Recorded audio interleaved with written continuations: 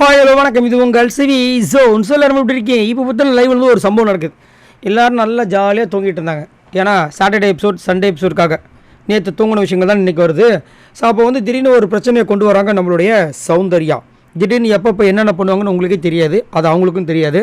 திடீர்னு பார்த்தா ஜெஃப்ரியோட அந்த கேப்டன் பதவிக்கு ஒரு ஆப் வைக்கலான்னு சொல்லிட்டு வந்திருக்காங்க. கூட்டத்தை கூட்டுறாங்க. என்ன சொல்கிறாங்கன்னா, நேற்று வந்து தர்ஷிகா வந்து எல்லாருக்கும் சேர்ந்து ஒரு ரவாலாட்டு பண்ண ஆரம்பித்தாங்க. அதுக்கு ஜெஃப்ரி தானா முன் வந்து நான் 2 வாட்டி சொன்னேன், அதை அவங்க கேட்கவே இல்லை. அப்போ எனக்கு கேப்டனுக்கும் என்ன மரியாதை இருக்குதுன்னு சொல்லிட்டு அவராக போயிட்டு அந்த ஒரு கேப்டன் பதவி பறிக்கிற அந்த பசிலை போய் ஒன்று எடுக்கிறேன்னு சொன்னார். நம்ம எல்லாருமே வேண்டான்னு சொன்னோம். அதுக்கப்புறமா தான் வந்துட்டு அதை விட்டுட்டு போனார். பட் இன்னைக்கு காலையில் அவரே காலையில் எந்திரிச்சு தீபக் வந்துட்டு டீயை போட்டு அதை வந்துட்டு ரஞ்சித் அப்புறம் இன்னும் ஒருத்தவங்க வந்து குடிச்சிருக்காங்க. திரும்ப பவித்ரா கிச்சன் டீம்லேருந்து வந்து அவங்க போடும்போது அப்பயும் குடிச்சிருக்காரு. அப்போ அவங்க வேணான்னு சொல்லியிருக்கணும். இது எப்படி? அப்போ அவங்களும் வந்துட்டு அந்த மாதிரி தானே பண்ணாங்க.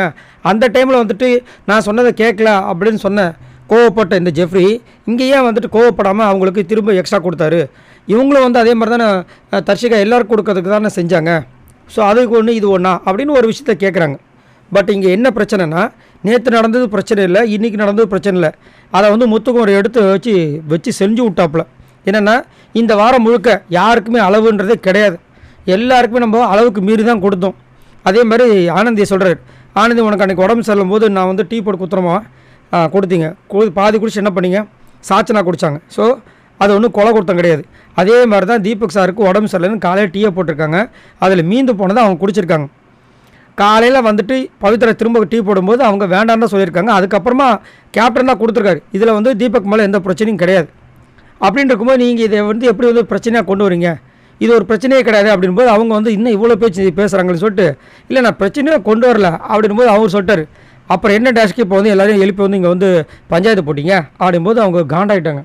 அதுக்கப்புறம் ஜெஃப்ரியும் சொல்லிட்டாப்புல, ஏம்மா நான் காலையில் வந்து சொன்னது, ஏன்னா தீபக் வந்து உடம்பு சரியில்லை டிசென்ட்ரி, அதனால் வந்து காலையில் போட்டு, அது மட்டும் இல்லாமல் எப்பயுமே நாங்கள் அதை பண்ணுறது தான், அதனால தான் போனோம். நீங்கள் எதுக்கு தேவையில்லாமல் பண்ணீங்கன்னு சத்தியமாக புரியலன்னு. அதுக்கப்புறமா சௌந்தர்யாவுக்கு மூக்கு உடஞ்ச மாதிரி ஆச்சு, போய் கம்முன்னு உட்காந்தாச்சு. எதுக்குன்னு கேட்குறேன். ஆக்சுவலாக என்னென்னா, நேற்றுலேருந்தே வந்து திடீர்னு ஏதாவது ஒன்று பண்ணணும். ஏன்னா இந்த வீக்லி டாஸ்க்கில் நம்ம எதுவுமே பண்ணலை, இதையாவது ஒரு கண்டென்ட்டாக படுன்னு சொல்லிட்டு ஏதோ ஒன்று பண்ணுறாங்க. பட் என்ன பண்ணுறது, எப்பயுமே வந்து சக்ஸஸாக கிடைக்கும். இந்த வாட்டி மொக்கை தான் கிடச்சிது, மிச்சம் கம்முன்னு உட்காந்துட்டாங்க. இங்கே வந்து முத்துக்குமரன் தெளிவாக பேசுனதுனால இதுவாச்சு. இல்லைன்னு வச்சுக்கிங்களேன், வழ குழகனாகி திரும்ப ஜெஃப்ரியோட கேப்டன்ஷிப்பில் ஏதாவது ஒரு விஷயத்தை கையை வச்சுருப்பாங்க. சரி, நீங்கள் உங்களோட கருத்தை சொல்லுங்கள். திடீர்னு கோவா கேங்கில் ஏதோ விரிசல் விட்ட மாதிரி திடீர்னு பார்த்தா ஜெஃப்ரிக்கு அகேன்ஸ்டாக வந்துட்டு இங்கே சௌந்தர்யா பண்ண விஷயங்களே பார்க்குறதுக்கு உங்களுக்கு எப்படி தோணுது? மறக்காமல் கமெண்ட்ஸ் பண்ணுங்கள். பாய் நண்பர்களே.